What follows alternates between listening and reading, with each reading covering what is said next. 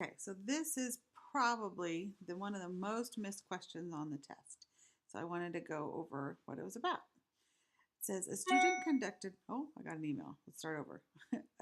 A student conducted a 1 month study to investigate how the amount of sunlight a plant receives affects its growth.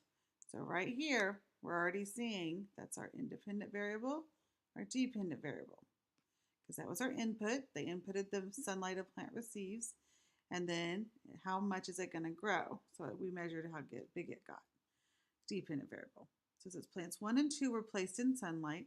Plant 3 was placed under a sun lamp. The table below shows the data collected in the experiment, in the study. So we have plant, this is kind of like the trials. They had 3 different plants. Actually, they just had one trial because, oh, so they did it one time. But time and months, they kept that a constant that they only studied for 1 month. That's not bad. That's a good thing. They didn't study one for 1 month and one for 6 months and one for 2 months. That would be silly. Water, milliliters per week, it was all constant. They kept them the same.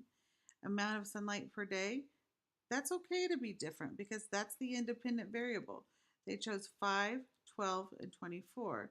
And then there's our dependent variable, the growth, 5, 9, 15.2. But I was reading this up here, did you notice that they actually changed something else? Look at this. It says plants 1 and 2 were placed in sunlight. Plant 3 was placed under a sun lamp. Well, that's changing something else. That's the second variable. So they had actually 2 independent variables on this experiment, and that's something we can't do. That's a problem.